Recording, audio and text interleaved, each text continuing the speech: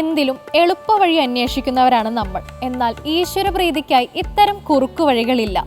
ഏതൊരു കുറുക്കുവഴിയും അപകടം നിറഞ്ഞതാണ് എന്നതുപോലെ ഈശ്വരാരാധനയിലെ കുറുക്കുവഴികൾ നമ്മെ അപകടത്തിലേക്ക് നയിക്കും. അതിനാൽ നേർവഴി മാത്രം സ്വീകരിക്കുക. ശബരിമലയ്ക്ക് വ്രതം നോറ്റ് തീർത്ഥാടനത്തിനിറങ്ങുന്ന ഭക്തനെ നയിക്കാൻ ഗുരുസ്വാമി വേണമെന്നത് നിർബന്ധമാണ്.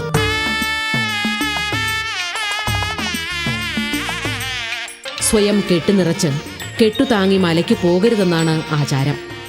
ഗുരുസ്വാമി ആകട്ടെ ശബരിമല തീർത്ഥാടന വ്രതത്തെപ്പറ്റി അറിവും ഗ്രാഹ്യവുമുള്ള ആളും കറകളഞ്ഞ ഭക്തനുമായിരിക്കണം.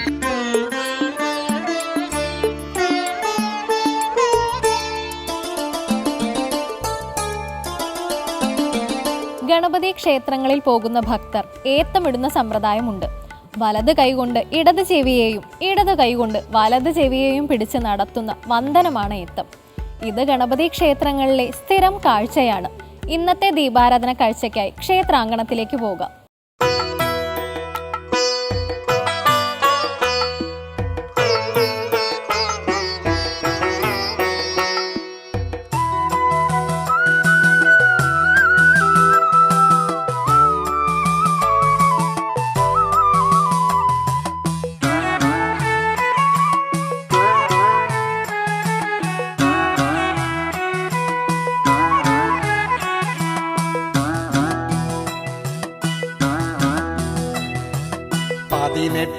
പടിമേവും മലദേവന്മാരെ പടിയേറാൻ അനുവദിച്ചാലും അടിയാരെ പടിമേലെ കുടികൊള്ളും ഉടയോരിൻ പാദം പണിയാൻ അനുഗ്രഹിച്ചാലും അടിയാരെ. 18 പടിമേവും മലദേവന്മാരെ പടിയേറാൻ അനുവദിച്ചാലും അടിയാരെ പടിമേലെ. പുരാണവും ചരിത്രവും ഐതിഹ്യവും അനുഭവസാക്ഷ്യവും ഭക്തിയുമെല്ലാം ചേർത്ത് കോർത്ത തുളസിമാല തുമ്പത്ത് ഞാന്നു കിടക്കുകയാണ് ശബരിഗിരീശ്വരന്റെ തിരുസ്വരൂപം.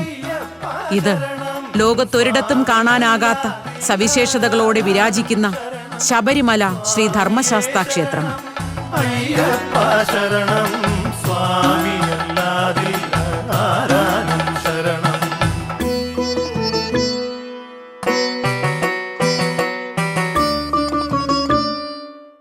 കലിയുഗ വരദനായ ഭഗവാൻ ശ്രീ അയ്യപ്പന്റെ പ്രസാദങ്ങളിൽ ഏറ്റവും പ്രധാനപ്പെട്ടതാണ് അപ്പവും അരവണയും.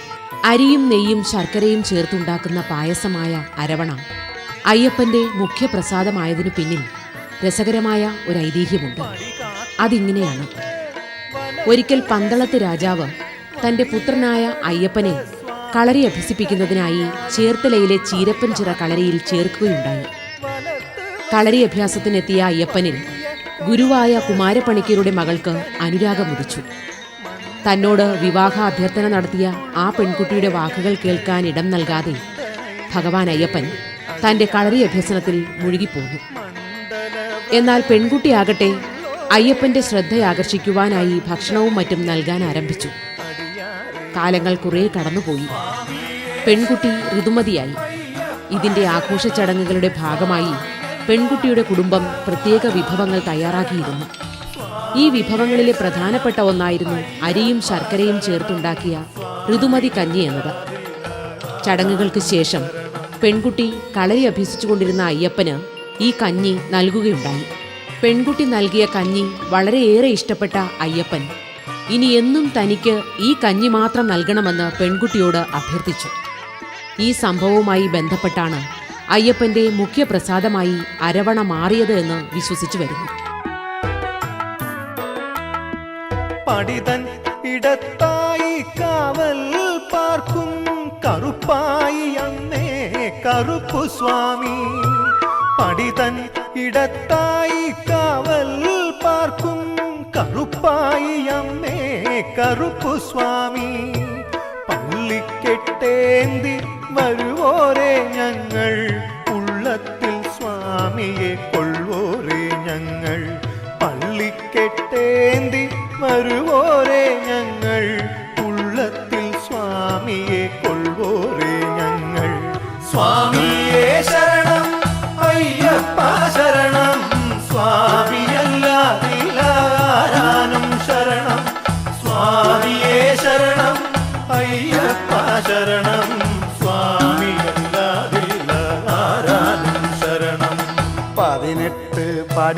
പടിമേവും മലദേവന്മാരെ പടിയേറാൻ അനുവദിച്ചാലും അടിയാരെ പടിമേലെ കുടികൊള്ളും ഉടയോരിൻ പാദം പണിയാൻ അനുഗ്രഹിച്ചാലും. ഒരു മണ്ഡലകാലം വ്രതം നോറ്റ് അയ്യപ്പ മുദ്രയണിഞ്ഞ് തികച്ചും ആധ്യാത്മിക ചിന്തയിൽ മുഴുകി കറുപ്പണിഞ്ഞ് ഇരുമുടി നിറച്ച് തേങ്ങയുടച്ച് ശബരിമലയിലേക്ക് തിരിക്കുന്ന അയ്യപ്പ ഭക്തർ കുറച്ചു നാളത്തേക്ക് അയ്യപ്പനായി തന്നെ മാറുന്ന ഒരു അപൂർവ അനുഭവമാണ് ശബരിമല തീർത്ഥാടനത്തിന്റെ പ്രത്യേകത. മാളികപ്പുറത്തമ്മയോട് മൊഴി ചൊല്ലിയ നേരിനായി കന്നി കെട്ടുമേറ്റി മല കേറിടാം, ഞങ്ങൾ കന്നി കെട്ടുമേറ്റി മല കേറിടാം. മായാമോഹിനിയാം ഹരിയെ മോഹിച്ചു ശങ്കരൻ, ഹരിഹരസുതനായി പിറന്ന സ്വാമി അയ്യപ്പ സ്വാമിയേ.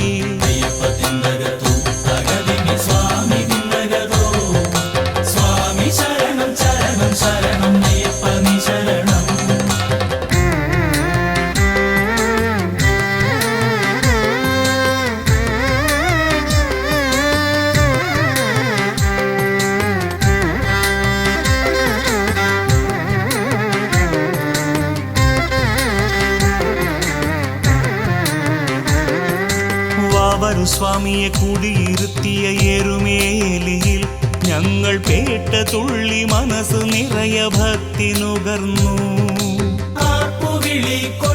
ശബരിമല ശ്രീ ധർമ്മശാസ്ത്ര ക്ഷേത്രത്തിലെ പൂജാവിധികൾ സാധാരണ അയ്യപ്പ ക്ഷേത്രങ്ങളിൽ നിന്ന് ചെറിയ രീതിയിൽ വ്യത്യാസമുള്ളവയാണ്. അതിരാവിലെ 4 മണിക്ക് നട തുറന്നതിന് ശേഷം ദേവന്റെ ഉടയാടകൾ മാറ്റി നിർമ്മാല്യ ദർശനത്തിന് തയ്യാറാക്കുന്നു. പിന്നീട് നെയ്യഭിഷേകവും ഉഷപൂജയും ആരംഭിക്കുന്നു. നാളികേരം ഇടിച്ചു പിഴിഞ്ഞ പായസമാണ് ഈ സമയത്തെ പ്രധാന നിവേദ്യം. മായാമോഹിനിയാം ഹരിയെ മോഹിച്ചു ശങ്കരൻ, ഹരിഹരസുതനായി പിറന്ന സ്വാമി അയ്യപ്പ സ്വാമിയേ.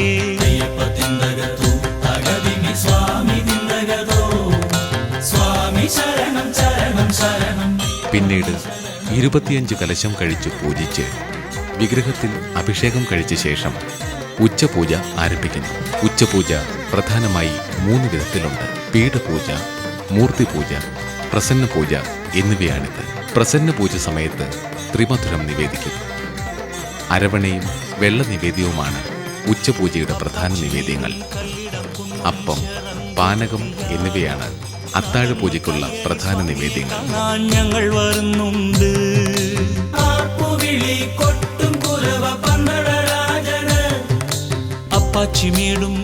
വൈകിട്ട് 4 മണിക്ക് നട തുറന്നതിന് ശേഷം 6 മണിയോടെ ദീപാരാധന നടത്തുന്നു. 7:30യോടെയുള്ള പുഷ്പാഭിഷേകം രാത്രി സമയത്തെ ഒരു പ്രധാന ആരാധനാക്രമമാണ്. ആഗമനം ശരണമയ്യപ്പ കൃഷ്ണ, പരുന്തിന്റെ ആഗമനം ശരണമയ്യപ്പ. മായാമോഹിനിയാം ഹരിയെ മോഹിച്ചു ശങ്കരൻ. മാളികപ്പുറത്തമ്മയുടെ ക്ഷേത്രസന്നിധിയിലും സമാന സ്വഭാവമുള്ള ആരാധനാ രീതികൾ തന്നെയാണ് നിലവിലുള്ളത്. മകരവിളക്ക് രാത്രിയിൽ നടക്കുന്ന മാളികപ്പുറത്തമ്മയുടെ എഴുന്നള്ളത്ത് വളരെ വിശേഷപ്പെട്ടൊരു ആഘോഷമാണ്. ശാസ്താക്ഷേത്രത്തിലെ പൂജാവിധികളിൽ നിന്ന് വ്യത്യസ്തമായി മാളികപ്പുറത്ത് ദീപാരാധനയ്ക്ക് ശേഷം ഭഗവതി സേവ നടക്കും. ഞങ്ങൾ കന്നി കെട്ടുമേറ്റി മല കേറിടാം. മായാമോഹിനിയാം ഹരിയെ മോഹിച്ചു ശങ്കരൻ, ഹരിഹരസുതനായി. 9 മണിക്ക് നടക്കുന്ന അത്താഴ പൂജയ്ക്ക് ശേഷം 11 മണിക്ക് നടയടയ്ക്കുന്നതോടെ മാളികപ്പുറത്തെ ഒരു ദിവസത്തെ ദർശനം പൂർത്തിയാവുന്നു.